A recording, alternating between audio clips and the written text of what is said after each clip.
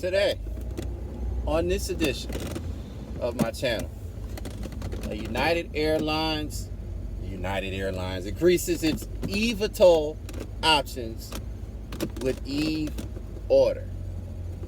Coming right up next here on The Michael Carter Show.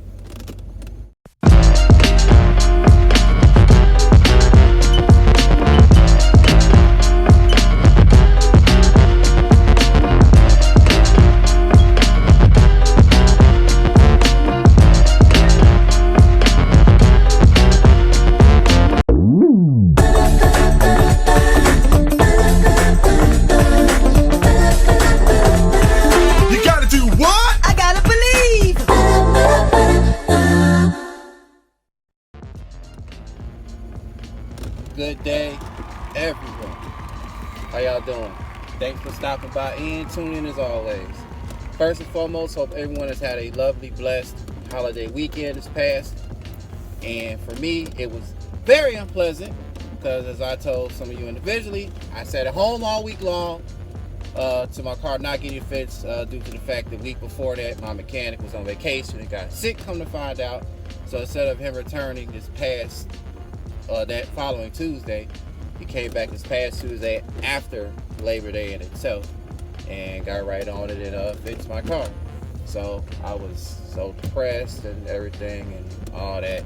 And I have another quick story, but I'll get to that at the end of this video. So attention all fellow YouTuber pilots and aviation enthusiasts. I have two Michael Carter Show challenges: how aviation has changed your life, and say the phonetic alphabet in 30 seconds or less. If you can please do me a favor by accepting these two challenges and using the hashtag TMCSC in the response videos, I would greatly appreciate that. This here is just trending. I just got a word from Jasmine Sanders, part of the Hughley show, of what's trending. But yeah, so let's get right into it.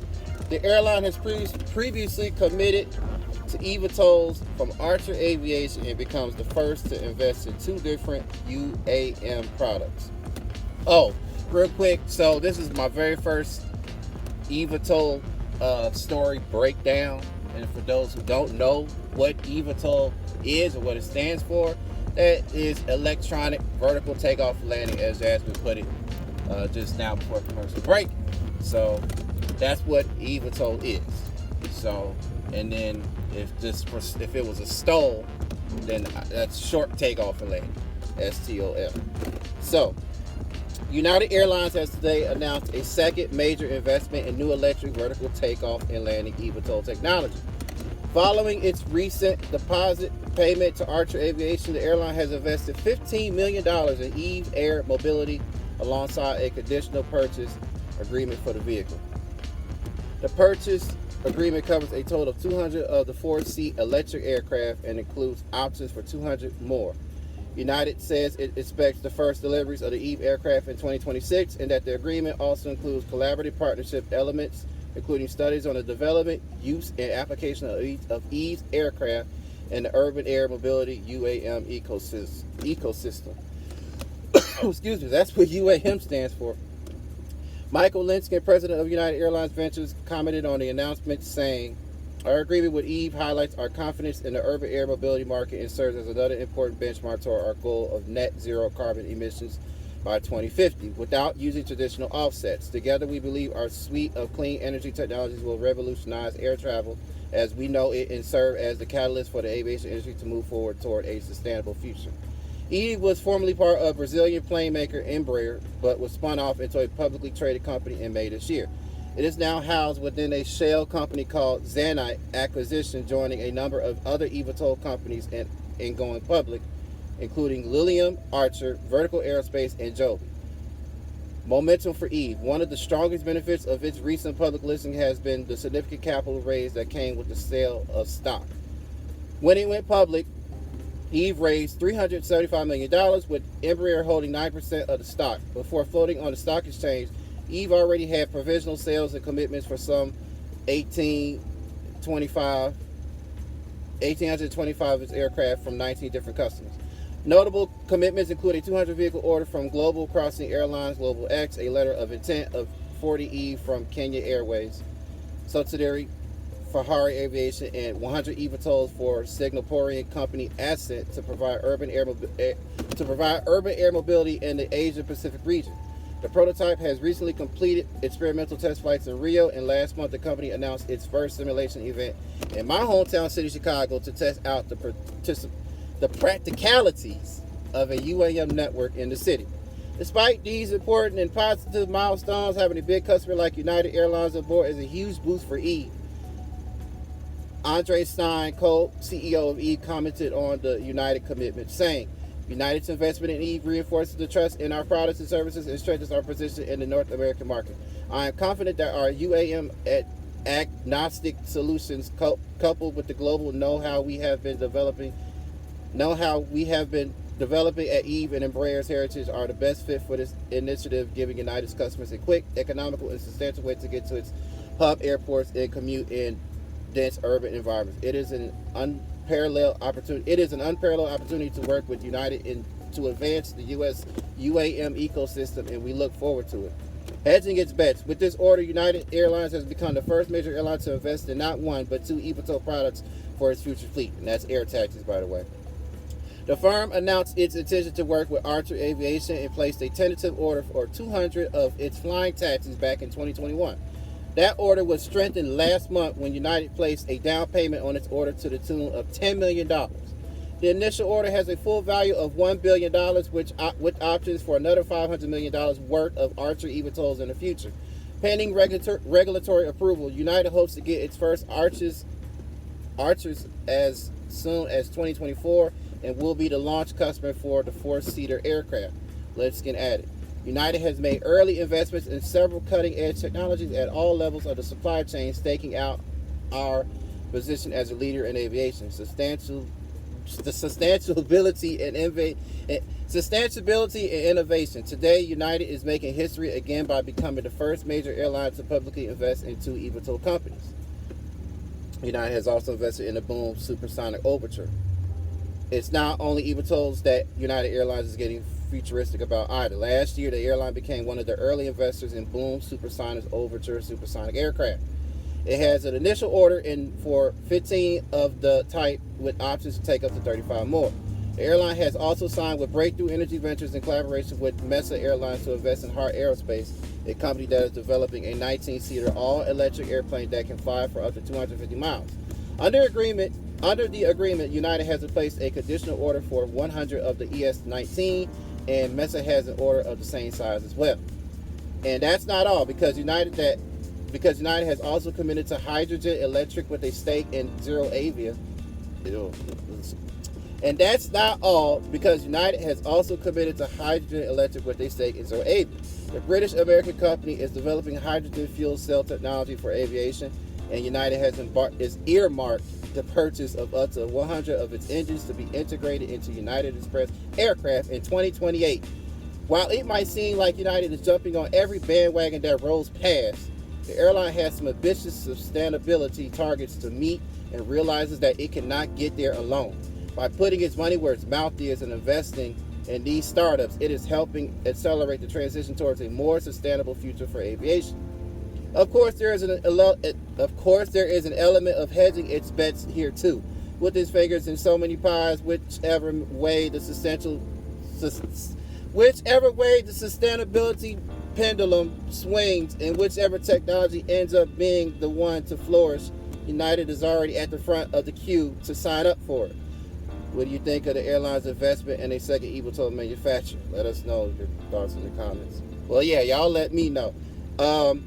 I would to have read another topic about Austin power cutoff, Austin International Airport, something like that.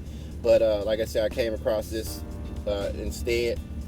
And so, real fast, to credit the publisher, the author of this article is by Joanna Bailey. I said that because in my previous video or article that I read on, again, behalf of another individual, a day later after uploading that video, I got a comment from that particular individual and saying to give that person some credit. So just wanted to make a quick disclaimer on that. So that's what happens when you copy and paste and use other people, but it was just for fair use though. So it was no issues with it there. It was all positive and not no negative, no cussing back and forth, drama, none of that. So I gave that person credit, pinned a comment, and went from there. So to this person here, Joanna, if you ever come across this is just for fair use. I'm just reading and just like anybody else who copy and paste content for fair use. All other people's stories for fair use. So that's it on that. Okay, so I just passed through RDU, passed by RDU Airport, just picked up a cookie order called Crumble Cookies. It's a mom and pop shop. Get ready to go deliver that. So real quick, the Uber situation. When I broke down and requested an Uber ride, the driver of mine so there's a policy thing, Uber for riders. They can't ask for a shortcut like other directions to get to where they're trying to go. The driver has to go by the GPS. And it was a 5-second back and forth argument between me and that driver. And even though I tipped him because he, wasn't no other issue or anything like that, and he appreciated the tip, but he gave me a bad review as a result. So as far as the Uber ride returning back to get my car, I asked that person in particular, but I'm not used to being a passenger on that platform. But I asked that person too, can we go a shortcut way that's easier to get to where I'm going? And he said, yeah, it's fine. But again, not everybody's like that. So, learn from my mistakes if any of y'all has ever gone through that or not. So I just wanted to put that out there. And that's it to conclude on all of that.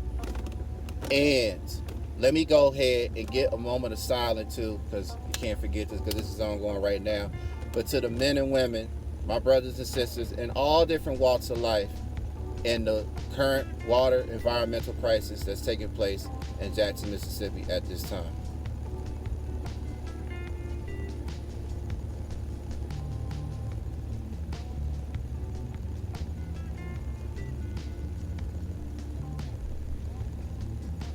All right, and also let's continue to keep our prayers up for those in Flint, Michigan, because it's still ongoing up there too, and anywhere else around the world that's dealing with anything environmental, water, oil, gas, what have you.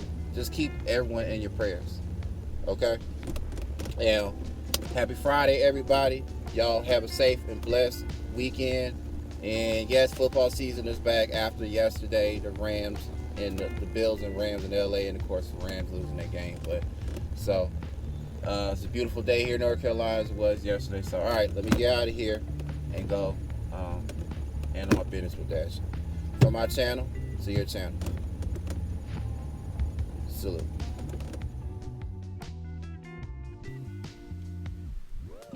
And also, we'll never forget what happened 21 years ago to the Twin Towers, the Pentagon, and in Shanksville, PA. May they all rest in heaven. And real fast, I'm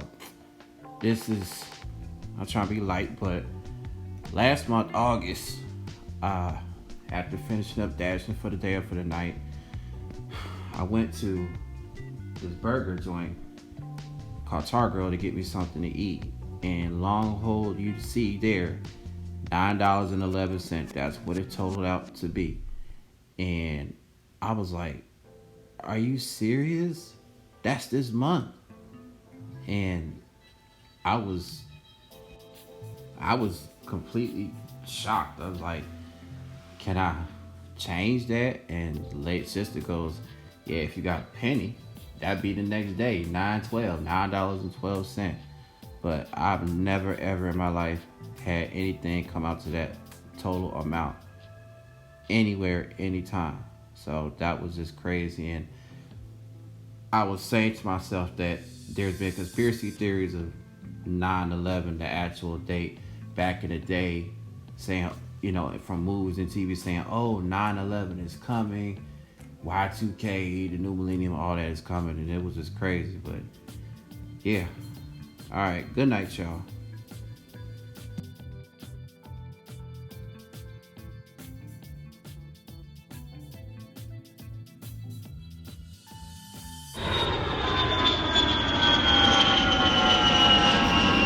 Gulfstream Entertainment, Michael Carter Studios and Productions. Oh yeah, if you enjoyed my channel and video, check out these channels and videos.